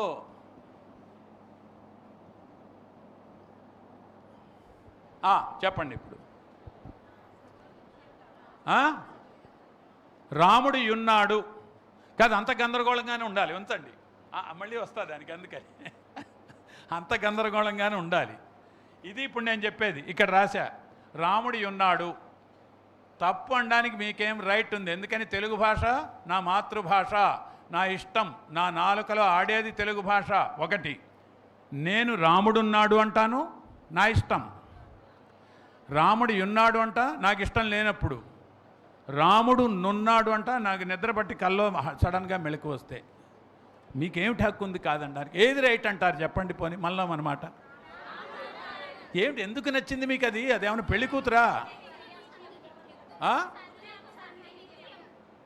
మళ్ళీ చెప్పమ్మా. అరే చెప్పనీరా తల్లి, ప్రజాస్వామ్య దేశము. ఉత్తునకు సంధినిత్యం. నువ్వేమంటావు? మింగేశావు మళ్ళీ. నువ్వు చెప్పు, గట్టిగా చెప్పు. ఇది ఎక్కడుంది? ఇది ఎక్కడుంది నీ చెప్పింది అమ్మా? ఒకసారి చూడు, బాల వ్యాకరణంలో నువ్వు చెప్పినట్టు ఉందేమో. ఒకసారి నువ్వు చెప్పినట్టు బాల వ్యాకరణంలో ఉందేమో చూడు. మరి నిత్యం అన్నావేమిటి? నిత్యం ఎక్కడి నుంచి వచ్చింది? చెన్నై సూరి చెప్తే కదా నిత్యం రావాలి. కూర్చోండి. చెన్నై సూరి చెప్పింది మనం చెప్పుకోకూడదు, చెన్నై సూరి చెప్పింది మనం వదలకూడదు. కూర్చోండి. ఉత్తున గచ్చు పరంబ అయితే సంధి ఎప్పుడు నిత్యం అనుకోకండి, నిత్యం కాదు. అది ఎందుకో నేను మళ్ళీ ఎప్పుడైనా టైం ఉంటే చెప్తా. ఉత్తున ఖర్చు పరమైతే సంధి గైళ్లలో అలా ఉంటుంది, కొంతమంది అలా చెప్తారు. ఎందుకంటే ఇక్కడ చాలా మళ్ళీ చెప్పాలి. ద్వితీయ అజ్జేకవచనంబు పరంబగునప్పుడు నిగాగమంబు నిత్యముగా నగును అన్నాడు. ఈ సూత్రం ఎవరిదంటే చిన్నై సూరిది. మళ్ళీ చెప్తా, ఇది ఏదో ద్వితీయాధ్యాయకవచనం పరమైతే డుమంతానికి డుమంతమునకు ద్వితీయాధ్యాయకవచనంబు పరంబగునప్పుడు నిగాగమంబు నిత్యముగా నగును అన్నాడు. ఈ సూత్రంలో ఏముంది? గట్టిగా చెప్పండి తల్లి, చివర ఏముంది? ఉత్తున ఖర్చు పరంబగునప్పుడు సంధి అగు అన్నాడు. ఉత్తున ఖర్చు పరంబగునప్పుడు సంధి నిత్యముగా నగు అని చెప్పలా. నిత్యం అనే పదం ఉందని చిన్నైసూరికి తెలుసా తెలీదా?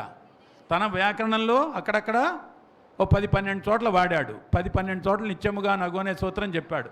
ఉత్వ సంధి దగ్గర మాత్రం ఉత్తున గచ్చు పరంబరం సంధి నిత్యముగా నగు అని చెప్పలా. దాంట్లో చిన్నైసూరికి ఒక ఒడుపు ఉంది. కానీ ఇప్పుడు మనం చెప్పుకుంటాం ఉత్తున గచ్చుపరం అయితే సంధి నిత్యమని. సంధి నిత్యం కాదు, దాంట్లో చిన్న తేడా ఉంది, ఆ సూక్ష్మమైన మార్పు ఉంది. అది నా టైం ఉన్నప్పుడు తర్వాత చెప్తాను. ఇప్పుడు దీనికి వస్తున్నాను. కాబట్టి రాముడు నున్నాడు, మీరు పద్యాల్లో రాసేది ఇదే, రాయకూడదు. రాముడు యున్నాడు, ఉత్తున గచ్చుపరమైతే సంధి వస్తుంది కాబట్టి ఎడాగమన్ రాదు. ఎప్పుడైతే సంధి వస్తుందో ఎడాగమన్ రాదు. కాబట్టి రాముడు నున్నాడు, రాముడు యున్నాడు అనే పదాలు రాయకూడదు. ఉత్తన గచ్చపురం అయితే రాముడు ఉన్నాడు అనే పదమే రావాలి. నేను ఇచ్చిన ఉదాహరణ బట్టి అది ప్లస్ ఎక్కడా, అదెక్కడా అది ఎక్కడా రెండు వస్తాయి. అదెక్కడా అది ఎక్కడా రెండు రాసుకోవచ్చు. రెండు అందంగానే ఉన్నాయి. మీకు తెలియాల్సిన భాషలో చెప్తున్నా. రెండు ఎలా చెప్తావు? రెండు రాసుకోవచ్చు. నేను నా ఇష్టమేనా భాష?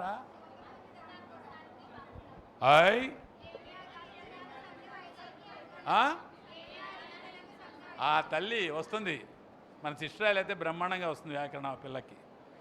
ఏమ్యాదల ఎత్తునకు సంధి వైకల్పికముగా నగు అని చెప్పాడు. అందులో అది కిషష్ఠి అని ఇస్తాడు, లిస్టు చూడండి. అది అవి ఇవి కిషష్ఠి అని ఇస్తాడు ఆ లిస్టులో. కాబట్టి ఇక్కడ వైకల్పికంగా వస్తుంది కాబట్టి రెండు రావచ్చు అని చెప్పా, కానీ నా ఇష్టం వచ్చినట్టు కాదు. అందుకే సంధి అందం చూసుకోవాలి. చిట్ట చివరికి వస్తున్నాను. దూత ఇతడు బాగుంది, సౌకర్యంగా 5 అక్షరాల బదులు ఒక అక్షరం లోపిస్తే దూత ఇతడు బాగుందా బాగులేదా? ఎంతమందికి బాగుంది, ఎంతమందికి బాగాలేదు? మళ్ళీ ఓటింగ్. బాగుంది, హాయిగా ఉంది, దూత ఇతడు చేతులు ఎత్తండి అమ్మా. బాగుందా? Very good. దూత ఇతడు అని ఎడాగమని చేశావు. 5 అక్షరాలకి 5 అక్షరాలున్నాయి, ఆర్డ్గా వినిపిస్తోందా? ఎంతమందికి చెప్పాలి? గట్టిగా చెప్తల్లి. భోజనం మళ్ళీ తెప్పిస్తున్నా. 2 బోండాలు బాగున్నాయి ఇవాళ. అవధాని గారు మరి నన్ను దగ్గర ఉండి ఒకటే తీసుకున్నా, టిఫిన్ చేసి వచ్చాను. 2 బోండాలు తెప్పిస్తా, గట్టిగా చెప్పు. ఇది కరెక్టేనా కాదా? రైట్, ఓకే అమ్మా. దూత ప్లస్ ఇతడు, దూత ఇతడు అనకూడదు, తప్పు. స్త్రీవాచక తత్సమ సంబోధనాంతంబులకు సంధి లేదు. అది ఇందాక చెప్పిందే, మళ్ళీ అందుకే రెండో ఉదాహరణ అది పెట్టుకున్నా. అత్వసంధిలో దూత ప్లస్ ఇతడు అన్న చోట దూత అనేది స్త్రీవాచక తత్సమ సంబోధనాంతాలకి సంధి లేదు. తత్సమము తత్సమానికి అచ్చుపరమైతే సంధి రాదు కాబట్టి ఎడాగమం వస్తుంది. దూత ఇతడు అనాలి కాబట్టి దూత ఇతడు, దూతితడు అనకూడదు. ఏతావత ఇదొకటి ఉందండి, నా కొరకు ప్లస్ ఇచ్చే, నా కొరకు నిచ్చే అన్నాడు. ఇప్పుడు నేను రూపం అంట, అందులో ఏమైనా తప్పు ఉందా చెప్పండి. నా కొరకిచ్చే అంట, రాసుకోండి. నా కొరకిచ్చే, నా కొరకిచ్చే కి, నా కొరకిచ్చే. బోర్డు మీద ఓ రూపం ఉంది, ఏమని? నా కొరకు నిచ్చే. రెండిట్లో ఏది కరెక్టు చెప్పాలి గట్టిగా. రెండు కరెక్టు అంటావు నువ్వు, ఓకే. ఇంకా రెండు కరెక్టు, ఓకే.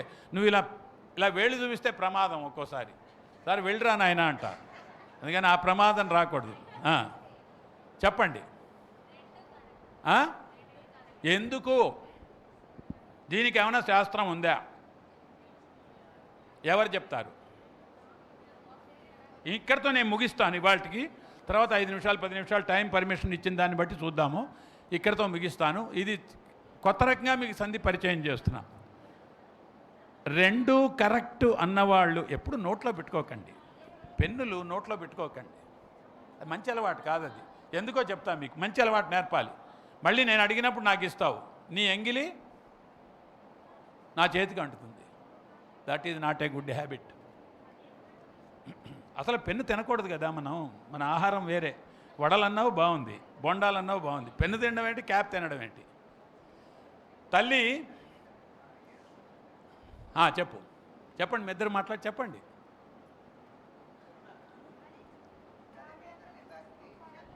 వినండి. అక్కడ చెప్తున్నాడు వాడు. రే బాబు నాన్న వాడు చెప్తున్నాడు. చెప్పు.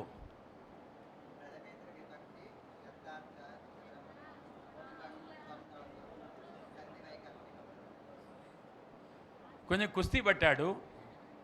ప్రథమేతర విభక్తి శత్రర్థ చువర్ణములందున ఉకారమునకు సంధి వైకల్పికముగా నగు. మళ్ళీ చెప్తున్నా, ప్రథమేతర విభక్తి శత్రర్థ చువర్ణములందున్న ఉకారమునకు సంధి వైకల్పికముగా నగు. ఇక్కడ 2 విషయాలు చెప్తా. ఒక మంచి విషయం చెప్తాను. ఇందాక మీరేమన్నారు? ఉత్వసంధి నిత్యం అన్నారా? ఉకారమునకు సంధి వైకల్పికముగా నగు ఇక్కడే చెప్పాడు. అది 2వ సూత్రమే. Please note this point. కాబట్టి ఉత్వసంధి నిత్యం కాదు. టీచర్స్ ముఖ్యంగా నోట్ చేసుకోండి. 1వ సూత్రం ఏం చెప్పాడు? ఉత్తుని గచ్చుపరమనుడు సంధి అగు. నిత్యం అంటున్నారు మీరు, నిత్యం కాదు. దానికి కాంట్రడిక్టరీగా 2వ చెప్పాడు. ప్రథమేతర విభక్తి శత్రర్థ చోన్నములందున్న ఉకారమునకు సంధి వైకల్పికముగా నగు. 1వ సూత్రములో నిత్యముగా నగు చెప్తే ఏమయ్యేది? ఇది ఈ 2 క్లాష్ వస్తాయి. అందుకనే చెప్పలే. ఇంకా చాలా ఉన్నాయి. ఇంతవరకే చెప్పా. ఓకే. ఇక్కడ ప్రథమేతర నా కొరకున్ ప్లస్ ఇచ్చే అనేది వస్తుంది. తృతీయాదులకు నుగాగమం బగు అనే తత్సమ పరిచ్ఛేదంలో సూత్రం వల్ల, తృతీయాదులకు నుగాగమం బగు అనే సూత్రం వల్ల మధ్యలో ఉన్నొచ్చి సంధి వస్తే నా కొరకిచ్చే. సంధి రాకపోతే ఇక్కడ ఎడాగమని రాదు. ధృతం ఉంది కాబట్టి ఎడాగమని రాదు. ఎక్కడైతే ధృతపదం ఉందో, ధృతం ఉన్నప్పుడు సంధి రాకపోతే ఇది ఉంటుంది, నా కొరకు నిచ్చే అని అవుతుంది. ఎడాగమని రాదు. అక్కడ ఒక పదం ధృతాంతం అయితే అక్కడ సంధి రాకపోతే ఎడాగమని రాదు. ఆ ధృతం నిలిచి ఆ ధృతంతో కలిసి వస్తుంది అచ్చు. నా కొరకు నిచ్చే. ఈ సూత్రం చెప్పాడు కాబట్టి 2 కరెక్టే. ఇక్కడ మిత్రులారా క్లోజ్ చేస్తాను. కొన్ని చోట్ల సంధి జరిగింది మీ లెక్కలో, కొన్ని చోట్ల సంధి జరగలేదు. అచ్చులు కలిసినప్పుడు ఎడాగమం వచ్చింది. కొన్ని చోట్ల 2 రూపాలు వస్తున్నాయి. ఇక్కడేదో కూడా చెప్పాను కదా, ఇక్కడ కూడా ఇంకోటేదో చెప్పా. 2 చెప్పా. 2 రూపాలు వచ్చినవి 2 చెప్పా. అందుచేత సంధి ఎక్కడ జరుగుతుంది, ఏ అచ్చులు పరమైనప్పుడు, ఏ అచ్చులు కలిసినప్పుడు జరుగుతుంది, ఏ సందర్భంలో జరుగుతుంది, ఏ సందర్భంలో జరగదు, ఏ సందర్భంలో 2 రూపాలు ఆమోదయోగ్యంగా ఉంటాయి మొదలైనవి. అది ఇక్కడ అచ్చుల దాకానే చెప్పుకున్నాం. హల్లులు కూడా పరమైనప్పుడు కూడా సంధులు జరగడం, 2 రూపాలు రావటం, ఇష్టం వచ్చిన రూపాలు ఉంటాయి. ఇది చెప్పేటువంటి శాస్త్రమే. అదొకటే కాదు, సంధి గురించి చెప్పుకుంటున్నాం మనం. ఇలాంటిదంతా వివరించి చెప్పేదాన్నే వ్యాకరణం అంటారు. ఇక్కడ అచ్చు సంధుల గురించి మీకు ఉరికినే పరిచయం చేశాను. ఒక ప్రామాణికత ఉండాలంటే, ఒక ప్రామాణికత ఉండాలంటే, ఒక ప్రమాణంగా ఉండాలంటే ఇష్టం వచ్చిన రూపాలు ఇట్లా రాయకూడదు. కాబట్టి ఈ శాస్త్రం అధ్యయనం చేసి ఈ పద పరిశీలన చేసుకుని ఎక్కడ ఏ పదాలు ఏం కలిస్తే ఏం మార్పులు వస్తుందో చూసి అప్పుడు మాత్రమే ప్రమాణ భాష తయారు చేసుకుని పద్యాల్లో వాడవలెను. వచన కవిత, ప్రపంచపది, కథ మొదలైన వాటిలో కొంత భాషలో వెసులుబాటు ఉండవచ్చు. కానీ పద్యం రాసేటప్పుడు మాత్రం వ్యాకరణ పరిజ్ఞానము, వ్యాకరణ పరిచయము చాలా అవసరము అని ఇప్పటికి తెలియజేస్తూ నా టైం అయినట్టుంది. టైం అయిపోయిందిగా, రైట్. వారు అనుమతి ఇచ్చారు కాబట్టి నేను ప్రాథమికంగా చెప్పింది మధ్యలో ఆపకూడదు. కాబట్టి మనం స్టార్ట్ చేయడం కూడా 10 నిమిషాలు ఆలస్యం, కరెక్ట్గా గంటకు ముగించాను. 5-10 నిమిషాలు మీ సందేహాలు ఉంటాడు కానీ నేను చెప్పదగినవి చెప్పగలిగినవి ఉంటే చెప్తాను. మిత్రులారా, చాలా సంతోషం. మొట్టమొదటి రోజు రేపు కూడా మనకి ఇదే టైంకి క్లాస్ ఉంది. మీరంతా కూడా 9:30 లోపలే టిఫిన్లు చేసి ఇక్కడికి వచ్చి కూర్చుంటారని ఆశిస్తూ, నేను 9:30 అంటే సరిగ్గా 9:30కి వచ్చి ఉంటా ఇక్కడే. ఓకే, మీరేమన్నా 1-2 సందేహాలు ఉంటే అడగండి. ఇంకా చాలా ఉన్నాయి చెప్పాల్సినవి. ముగిస్తున్నా. ధన్యవాదాలు.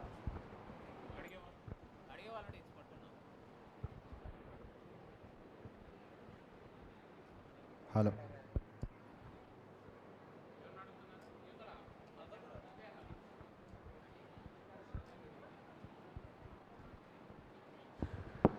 ఇద్దరికి సందేహాలు ఉండవు. చెప్పిన విషయం బాగా అర్థమైతే సందేహాలు ఉండవు. అబ్బా, సందేహాలు కూడా లేకుండా చెప్పారు సార్ అని ఇంకోళ్ళకి కూడా ఉండి ఏమీ అర్థం కాకపోతే కూడా సందేహాలు ఉండవు. మీరు ఏ స్థితిలో ఉన్నారో దాన్ని బట్టి మీ ఇష్టం. నేనైతే ఏమనుకుంటానండి, అబ్బా ఎంత బాగా చెప్పానో, ఒక్కళ్ళు కూడా సందేహాలు అడగ. కానీ మీరు రూమ్లోకి వెళ్ళగానే ఏమనుకుంటారంటే ఒక్కటి కూడా అర్థం కాలే, అందుకే సందేహం అడగలేకపోయినా మీరు అనుకుంటారు. అది తేడా.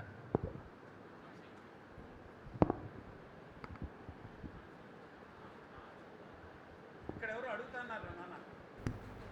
అడిగితే అడుగు అడుగు. వచ్చితివి అప్పుడు ఉంది కదా, వచ్చితివి అప్పుడు అది సంధి ఎట్లా? వచ్చితివి ప్లస్ అప్పుడు ఉంది. ఇత్వసంధి. ఇత్వసంధి ఇత్వసంధి ఈ రాదా? వచ్చితివిలా ఈ ఉంది కదా. అమ్మా కాదు, రెండు చెప్తా, కూర్చో చెప్తా. ఇక్కడ మళ్ళీ పదం గురించి ఉంది. వచ్చితివి అనే పదాన్ని వచ్చితి అని కూడా అనుకోవచ్చు తెలుగులో, గుర్తుపెట్టుకోండి.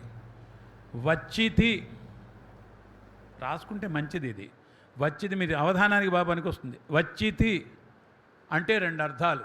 ఒకటి వచ్చితి నేను అనే ఒక అర్థం. నువ్వు అన్నప్పుడు కూడా వచ్చితి అని రాసుకోవచ్చు. మధ్యమ పురుష క్రియలందు ఇత్తునకు సంధి, ఆ సూత్రం చూసుకోండి. మధ్యమ పురుష క్రియలందు ఇత్తునకు అని ఉంటుంది, ఆ సంధి చూసుకోండి. అది సూత్రం. ఇక్కడ వచ్చితివి అని ఎందుకు చెప్పారంటే ఎదురుగా తెలియడం కోసం. వచ్చితి ఇప్పుడు అంటే మీరు నేను అని కూడా తీసుకునే ప్రమాదం ఉంది కాబట్టి వచ్చితివి స్పెసిఫిక్గా చెప్పా. బట్ వివరణలో చెప్తున్నా, వచ్చితి ఇప్పుడు వచ్చితివి ఇప్పుడు రెండు ఒకటే అర్థం. నువ్వు అనే అర్థంలో కూడా అదే. రైట్. ఇంకా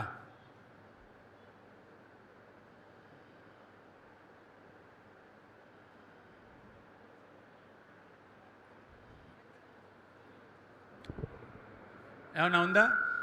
ఆ మైక్ తీసుకుందా? మాట అవుతాం హోండా తెప్పిస్తా.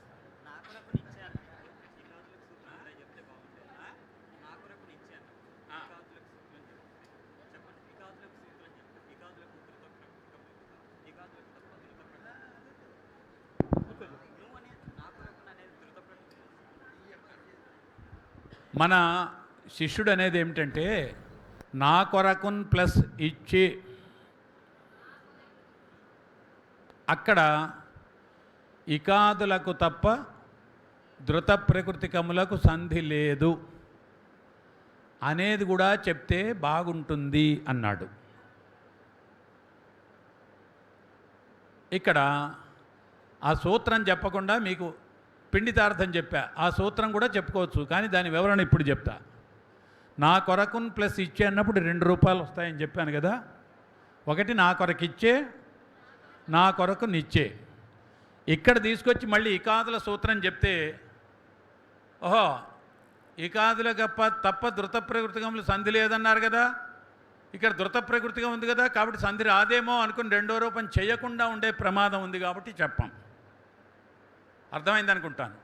ఇకాదులకు తప్ప ధృత ప్రకృతికములు సంధి లేదు, ఇది ధృత ప్రకృతికం కదా నా కొరకు, కాబట్టి సంధి లేదన్నాడు కదా, మళ్ళీ ఇక్కడ సంధి చేశారు నా కొరకు ఇచ్చేయని.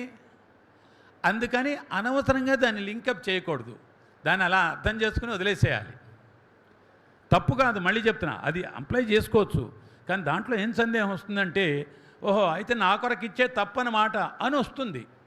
ఎందుకని ఇక్కడ ఇది ఇందులో ఆ ధృతమే కాదు, ఉత్వ సంధి మెయిన్, ఉకార సంధి మెయిన్ దీంట్లో. అందుకని ఈ టాపిక్లో చెప్పుకొని దాన్ని లింకప్ చేసుకోవడం వల్ల అభ్యాసకులకు ఇబ్బంది వస్తుంది కాబట్టి దాన్ని ముట్టుకోం. అది నాకైతే తెలుస్తుంది, ఓ ఎక్కడ ఇది వాడుకోవాలనేది. కానీ అభ్యాసులకు ముందరే అన్నీ తీసుకొచ్చి గందరగోళంగా బుర్రలో పెట్టకూడదు. ఓకే, ఇంకా అడుగు తల్లి, మైక్ తీసుకో నాన్న, మైక్ ఇరా, దా నువ్వురా, నువ్వు అక్కడ చూపించకు, నువ్వు ఉంటే అడుగు, అవి కావాలంటే అడుగుతుంది. ఇటు చూపించి ఇగో ఏమి సార్ అనకండి. చూడండి అమ్మా, ఎలక్షన్లో నిలబడేటప్పుడు ఈయన పోటీ చేస్తాడు సార్ అని నువ్వంటే కుదరదు, వాళ్ళు నామినేషన్ వేయాలి. అందుకని నువ్వు చెప్తే చెప్పు, ఆమె చెప్తే చెప్తుంది. అడుగు. పద్యపాదం మధ్యలో వస్తక్షం ఎక్కడ వాడకూడదు అన్నారు కదా, మళ్ళీ ఒకసారి అమ్మా. పద్యపాదం మధ్యలో ఎక్కడ వస్తక్షం వాడకూడదు అన్నారు కదా, వ్యస్తచ్చు వాడకూడదు అన్నా అంటే ఏంటి? వ్యస్త అచ్చు అంటే ఏంటి? ఓహో అదే రైట్. విడి అచ్చు అమ్మా, ఈ ఆ ఉ అవి. వ్యస్త అచ్చు అంటే విడి అచ్చు, ఎడాగమం కాకుండా, ధృతంతో కాకుండా, సంధి కాకుండా, ఇగో ఇది విడి అచ్చు అంటే. ఇక్కడ చెప్తూ అన్నా నేను, ఇగో ఇలా వాడకూడదు. వ్యస్తచ్చు అంటే ఇది విడి అచ్చు. అమ్మ అతడు, నాన్న ఇతడు, ఇలా వాడకూడదు. నాన్న ఇతడు ఎడాగమం అయిపోవాలి, లేకపోతే రాముడు ఉన్నాడు అని సంధి అయిపోవాలి, లేకపోతే ధృతం ఉంటే ధృతంతో ఏదో ఒకటి కావాలి. ఇలాగా పాదం మధ్యలో వాక్యం పూర్తి కాకుండా విడిగా అచ్చు ఉండదు. వ్యస్తచ్చు అంటే అది విడిగా అచ్చు.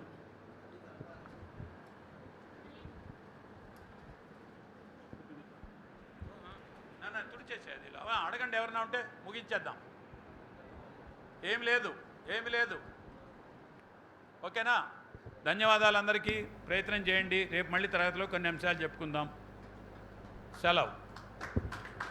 నాకు ఈ అవకాశం ఇచ్చిన అవధాన పీఠం అమదాల మురళి గారికి, మరుమామల వారికి, మా కేవిఎన్ గారికి చెప్పా కదా, ఆయన గరిటె పట్టుకుని మరీ వీరంగం వేస్తున్నాడు అక్కడ చూడండి. ఏం అవసరం అండి, ప్రభుత్వ ఉద్యోగాలు ప్రిన్సిపల్స్గా చేసి రిటైర్ అయ్యారు. పొద్దున ఇందాకనే చెప్పాను మీకు, చేస్తున్నారు. ఆ సేవని, ఆ మంచి దృక్పథాన్ని మీరందరూ అలవాటు చేసుకుని ఏదో 4 పద్యాలు రాస్తే, ఏదో ఒకళ్ళిద్దరు అవధానం చేయగలిగితే చాలా సంతోషం. స్వస్తి, శుభం. సార్ మీరు